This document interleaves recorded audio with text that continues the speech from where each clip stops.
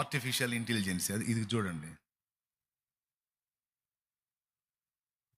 Voice రావట్లా. Νέο συνέβη. Ο ύπνος πραγματικά άλλαξε. Συνηθίστε παρουσία του Θεού όταν ξυπνάτε. Τα δάκρυα κυλούν, μερικά αντικείμενα όλα αυτά μας αποσπούν την προσοχή, τραβούν τα μάτια μας με διαφορετικό τρόπο. Τα δάκρυά μας. Τα κρατάει σε ένα τέτοιο δοχείο. Είναι γραμμένο στο βιβλίο ότι τα καταγράφει πραγματικά και ακριβώς, αληθινά. Περισσότερα θέματα πριν από την περιοχή των δακρύων, ξυπνώντας από τον ύπνο λόγω του ατυχήματος του λεωφορείου. Νύχτες στη Γοδάβαρη, στο 20 χωριό. ఇదొక భాష, గ్రీకు భాష. ఇలాంటివి వచ్చినాయి, టెక్నాలజీ డెవలప్ అయింది. వాయిస్ నాదే, కానీ నేను ఆ మాటలు మాట్లాడటం, వాళ్ళు ఎక్కువగా అనే పదం వాడతారు. ఒకసారి మళ్ళీ అయినా నాది.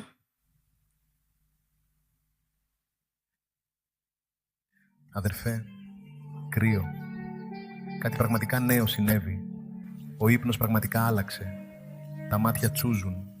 Τα δάκρυα κυλούν. Όλα αυτά λόγω ενός σοβαρού ζητήματος. Τα δάκρυά μας. Τα κρατάει σε ένα τέτοιο δοχείο. Είναι γραμμένο στο βιβλίο ότι τα καταγράφει πραγματικά και ακριβώς, αληθινά. Περισσότερα θέματα πριν από την περιοχή των δακρύων, ξυπνώντας από τον ύπνο λόγω του ατυχήματος του λεωφορείου. Νύχτες στη Γοδάβαρη. ఇప్పుడు ఇవన్నీ నాకు తెలుసు, అసలు ఆ గ్రీకు భాష తెలుసా? నాకు తెలియదు, కానీ వాయిస్ ఎవరిది? డౌట్ ఏమన్నా ఉందా? వాయిస్ నాదేగా. ఇందాక మీరు ఎన్నో వాయిస్లన్నీ నాయే, కానీ నా వాయిస్ని తీసుకొని అందులోనికి మార్చేస్తుందంటే ఎంత డెవలప్ అయిందో చూడు టెక్నాలజీ. కాబట్టి నేను మాట్లాడని మాటలు కూడా నా గొంతును తీసుకొని మాట్లాడిచ్చే అవకాశం ఉంది. దీనివల్ల మైనస్లు కూడా ఉన్నాయి.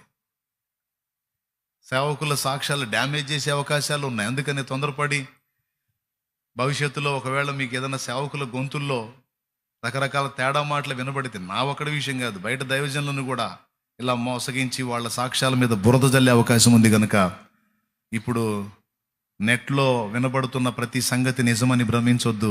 తొందరపడి దేవుడు ఏర్పరచుకున్న సేవకులని తృణీకరించొద్దు. Praise the lord.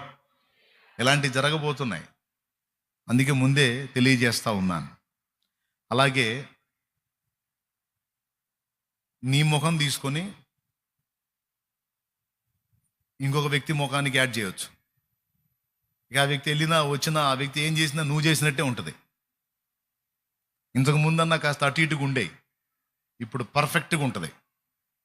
పర్ఫెక్ట్ అన్నట్టు ఉంటుంది అన్నమాట. దేవునికి స్తోత్రం. కాబట్టి మనమైతే చెడిపోయిన కార్యాలకు వాడొద్దు. దేవుడు ఆ భాషల సౌకర్యంగా ఇచ్చే పని అయితే అన్ని భాషల్లోనికి సువార్తను పంపిద్దాం. మంచిది. మనం ఈ సంగతులన్నిటి కోసం ప్రార్థన చేద్దాం. మర్చిపోకుండా ఈ విషయాలను దృష్టిలో పెట్టుకొని మనం జాగ్రత్త పడదాం.